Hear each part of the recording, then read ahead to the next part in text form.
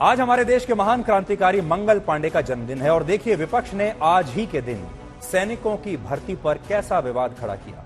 क्या सैनिक की भी कोई जाति होती है?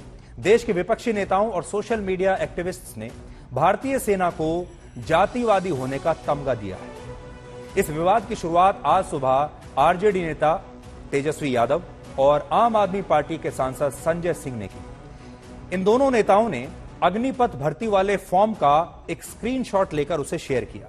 इसमें भर्ती के लिए जाति प्रमाण पत्र और धर्म की जानकारी मांगी गई थी। विपक्ष के नेताओं ने यह आरोप लगाया कि अग्निपथ स्कीम के तहत जाति के आधार पर भर्तियां की जा रही हैं। इन ट्वीट्स के बाद भारतीय सेना की भर्ती प्रक्रिया पर सवाल उठने लगे, लेकिन हम आपको इन आरोपों और इनकी सच्चाई के बारे में आज विस्तार से बताएंगे। सबसे पहले तो आप ये जान लीजिए कि भारतीय सेना में भर्ती के लिए जाति और धर्म पूछे जाने का प्रावधान आज का नहीं है, बल्कि बहुत पुराना है। यह नियम आजादी से पहले से चलता आ रहा है। इसमें कभी कोई छेड़छाड़ नहीं की गई। सुनने में भले ही यह जातिवादी व्यवस्था लगती हो, लेकिन सेना की भर्ती में जाति का कभी भी कोई आधार नहीं रहा। यह व्यवस्था हर सरकार के दौरान सेना की भर्ती प्रक्रिया का हिस्सा बनी रही है। ऐसा नहीं है कि यह पहली बार हो रहा है। जाति आधारित भर्ती किए जाने के गलत आरोपों पर बीजेपी ने विपक्षी नेताओं पर सेना को बदनाम करने का आरोप लगाया।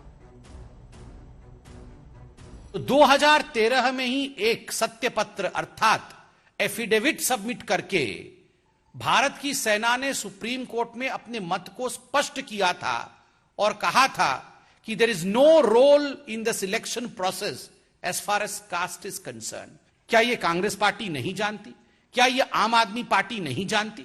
फिर भी इंडियन आर्मी को अखाड़े में घसीट के लाना और उसके साथ दो दो हाथ करने की यह प्रवृत्ति उचित नहीं है। कहीं ना कहीं यह राजनीति करते करते देश की आर्मी को बदनाम करने का काम है। भारतीय सेना की देशभक्ति और क्षमता पर भारत के दुश्मनों को भी कभी कोई शक नहीं रहा, लेकिन हमारे ही देश के अंदर मौजूद कुछ लोग अक्सर इसी शंका से घिरे रहते हैं। भर्ती के लिए जाति और धर्म भले ही पूछा जाता है, लेकिन सच्चाई यही है कि हर भारतीय सैनिक की एक ही जाति है और वो है हिंदुस्तानी। भारतीय सेना की स्थिति यह है कि बाहरी दुश्मनों से निपटने के बाद उन्हें अपने ही देश में जगह जगह जवाब देना पड़ता है। उन्हें विपक्ष के नेताओं को भी जवाब देना है, उन्हें मीडिया को भी जवाब देना है। उन्हें हर बार यह साबित करना है कि देश की सुरक्षा के लिए जो वीरता उन्होंने दिखाई वो जरूरी थी। उन्हें अदालत को भी जवाब देना पड़ता है। पत्रिकाओं में कॉलम लिखने वाले मानव अधिकारों के चैंपियंस को भी जवाब देना पड़ता है। मतलब ये कि सेना को देश विरोधी ताकतों से भी लड़ना है और देश के अंदर ही मौजूद सेना विरोधी ताकतों को भी उन्हें जवाब देना है। पूर्व सीडीएस जनरल बिपिन रावत ने एक बार इसी स्थिति को अपनी एक थ्योरी के जरिए बयां किया था और उस थ्योरी का नाम था 2.5 फ्रंट थ्योरी। इसमें एक फ्रंट पर पाकिस्तान है, दूसरे फ्रंट पर चीन है और आधे फ्रंट पर हमारे देश के ही अंदर बैठे हमारे दुश्मन हैं। भारतीय सेना जिन दुश्मनों से हमें बचाती है वो चीन और पाकिस्तान जैसे देश हैं, जहां सेना को सुप्रीम पावर माना जाता है। चीन की सेना को सैन्य कार्रवाई के लिए सिर्फ वहां के राष्ट्रपति शी जिनपिंग को जवाब देना है। वहां लोकतंत्र नहीं है, विपक्ष का कोई अर्थ ही नहीं है और वहां पर मानव अधिकार कार्यकर्ताओं की कोई नहीं सुनता। दूसरी तरफ पाकिस्तान में भी सेना को किसी बात का जवाब देने की जरूरत नहीं, कोई जवाबदेही नहीं है उनकी। वहां की सेना के पास एक फ्री हैंड है और सेना के हाथ में एक रिमोट कंट्रोल है, जिससे वो पाकिस्तान की चुनी हुई सरकार को भी कंट्रोल करती है। अब आप सोचिए, ऐसी सेनाओं के सामने भारतीय सेना के हाथ विपक्ष के सवालों से बंधे हुए दिखते हैं। बंधे हुए हाथों वाली हमारी सेना को उनसे भिड़ना है जो किसी के प्रति जवाबदेह नहीं है। मशहूर अमेरिकी लेखक मार्क ट्वेन ने एक बार कहा था, सच जब तक अपने जूते पहन रहा होता है तब तक झूठ आधी दुनिया का सफर तय कर चुका होता है। आज अग्निपथ स्कीम को लेकर विपक्षी नेताओं ने भी यही किया है। एक ट्वीट करके भ्रम फैला दिया, सेना और सरकार को कटघरे में खड़ा कर दिया और अब यह स्थिति हो गई कि सरकार पूरे दिन सफाई देती रही। मैं यह स्पष्ट कर देना चाहता हूं कि यह पूरी तरह से अफवाह है। जो पहले व्यवस्था थी, माने आजादी के पहले से, वही व्यवस्था अब तक जो है चली आ रही है। उसमें कहीं पर कोई परिवर्तन नहीं हुआ है। लेकिन जाति की जो मांग की गई है सर, मैं जो कह रहा हूं जो पुरानी व्यवस्था रही है वही व्यवस्था चली आ रही है। अब इसके आगे मुझे क्लैरिफाई करने की समझता हूं कोई जरूरत नहीं। आर्मी रूल 1956 और डिफेंस सर्विस रेगुलेशन 1987 के अनुसार ही भर्ती होती है। वही प्रक्रिया को अब भी जारी रखा गया है, लेकिन कुछ राजनीतिक दल आम आदमी पार्टी जैसे गुमराह करने का प्रयास करते हैं, झूठ बोलते हैं और झूठ के नए आयाम स्थापित करते हैं। जाति और धर्म का पूछा जाना ऐतिहासिक रूप से ब्रिटिश हुकूमत के दौर से जुड़ा हुआ है।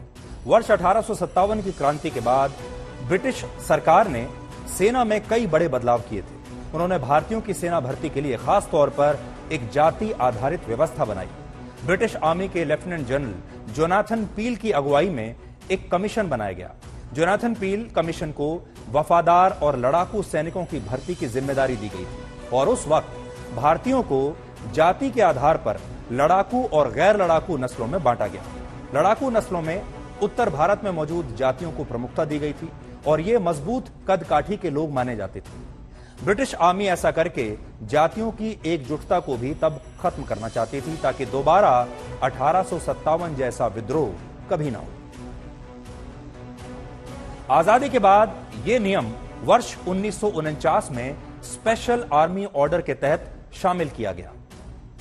वर्ष 1987 में सेना की नियमावली में एक संशोधन हुआ और इस नियमावली के खंड 1 में भर्ती से जुड़े सारे नियम बताए गए हैं और इस नियमावली के हिसाब से बनाया गया फॉर्म आज मैं अपने हाथ में लेकर आया हूं। मेरे पास है वो। ये पहले आप देखिए, ये सेना की वो विनियमावली है जिसके बारे में मैं बात कर रहा था और इसका फॉर्म भी मैं लेकर आया हूं और फॉर्म में क्या लिखा है बताता हूं आपको। फॉर्म नंबर 1 में सैनिक भर्ती के लिए व्यक्तिगत जानकारियां मांगी गई है और इस फॉर्म के कॉलम 6A में जाति, धर्म और उपधर्म की जानकारी मांगी गई है और कॉलम 6C में जाति प्रमाण पत्र मांगा गया है। यह कागज देखकर पता चलता है कि जिस नियम को लेकर सेना की भर्तियों में जातिवाद का आरोप आज लगाया जा रहा है, यह नियम बहुत पुराना है और पिछले कई वर्षों से, दशकों से सेना में भर्ती के लिए निकल रहे फॉर्म्स में हर बार, हर साल यही जानकारी मांगी जाती रही है।